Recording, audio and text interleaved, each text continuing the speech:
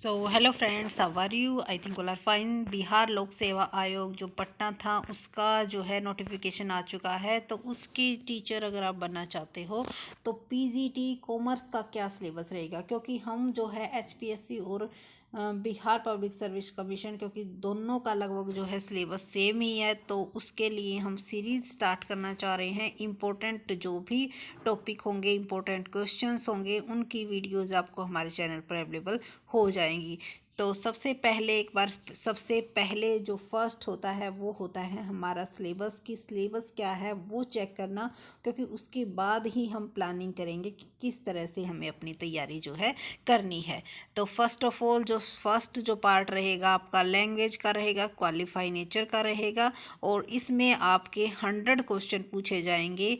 2 hours का होगा आपका, ये सभी का होगा, प्राइमरी और हायर सेकेंडरी एजुकेशन सभी का, यानी कि फर्स्ट से 12th तक के जो भी टीचर पीआरटी, टीजीटी, पीजीटी, सबको ये एग्ज़ाम देना होगा। 2 पार्ट्स में होगा। फर्स्ट पार्ट जो लैंग्वेज होगी वो आपकी कंपलसरी होगी। सेकंड पार्ट में आपको ऑप्शन दिया जाएगा कि आपको हिंदी, उर्दू, बंगाली, इन तीनों में से किस को चूज करना है, और उसके अकॉर्डिंग ही आपको जो है ये एग्ज़ाम देना होगा। ठीक है। जो फर्स्ट पार्ट होगा उसमें 25 क्वेश्चंस आएंगे, यानी कि 25 मार्क्स का फर्स्ट पार्ट होगा।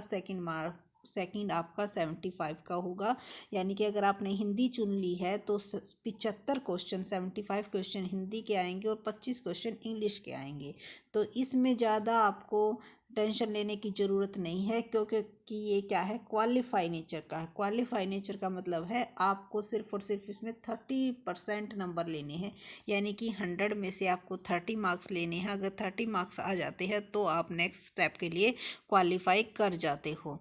तो ज़्यादा टेंशन लेने की, ज़्यादा दिमाग वो करने की इसमें ज़रूरत नहीं है। सेकंड पार्ट की हमें अच्छी सी तैयारी करनी होगी, सब्जेक्ट्स एंड जर्नल स्टडीज़। इसमें जो आपका एग्ज़ाम आएगा वो आपका आएगा 150 मार्क्स का, और 150 मार्क्स के लिए आपको 2 आवर्स मिलेंगे। ये भी जो है आपका 2 पार्ट्स में डिवाइड होगा। फर्स्ट पार्ट्स 100 मार्क्स का, सेकंड पार्ट्स आपका होगा 50 मार्क्स का। ठीक है। और जो फर्स्ट पार्ट होगा उसमें आपका किस लेवल तक का जो एग्ज़ाम आएगा, सीनियर सेकेंडरी टीचर्स का है तो सीनियर सेकेंडरी लेवल तक का ही आएगा। इट मीन्स आपके जो जो सिलेबस में मेंशन है सेकेंडरी तक, 12th तक, 11 और 12 का जो भी सब्जेक्ट्स है उनके टॉपिक को आपको पोस्ट ग्रेजुएशन लेवल तक पढ़ना है। इट मीन्स अगर ट्रायल बैलेंस मेंशन है, जर्नल मेंशन है, तो सिलेबस तो सेम रहेगा, बट जो लेवल होगा वो आपका पोस्ट ग्रेजुएट तक का हो जाएगा।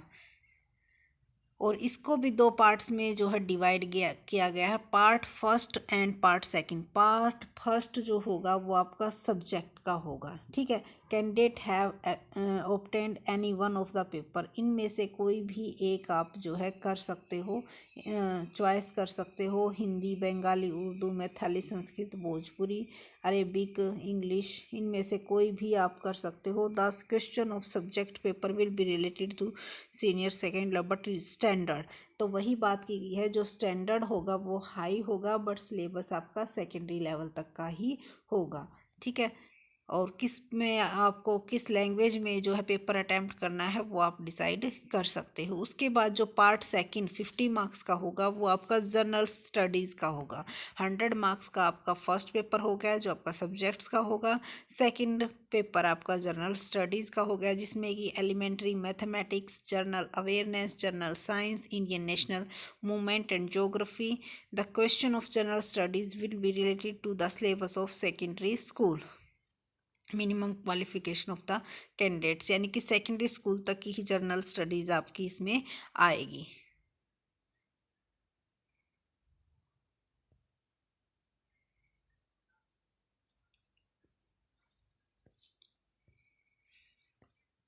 तो आई थिंक आपको क्लियर हो गया होगा कि किस टाइप से आपका पेपर आएगा, कितने आपको मार्क्स लेने होंगे।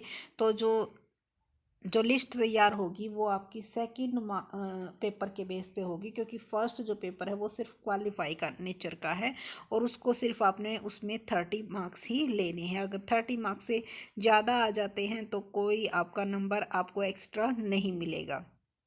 Objective and multiple choice question होंगे और एवरी रॉन्ग आंसर के लिए आपको पेनल्टी मिलेगी, यानी कि 1/4 की यहाँ पर भी आपकी नेगेटिव मार्किंग रहने वाली है। यही जो है नोटिफिकेशन में मेंशन था, कुछ अलग से सिलेबस मेंशन नहीं है, सिर्फ यही दिया गया है कि अगर सेकेंडरी लेवल की तैयारी कर रहे हो तो सेकेंडरी लेवल तक का ही आपका सिलेबस आएगा, उसी के बेस पर आप तैयारी कर सकते हो। अब आप जिस सब्जेक्ट से तैयारी करना चाहते हो तो अच्छे से लग जाओ, काफ़ी अच्छी वैकेंसीज़ हैं, तो जल्द ही आपको जो अच्छी तैयारी करोगे तो रिजल्ट भी आपको अच्छा ही मिलेगा। Best of luck for your preparation. Thank you so much. अगर किसी भी टाइप की हेल्प चाहिए तो आप कमेंट सेक्शन में पूछ सकते हो। Thank you.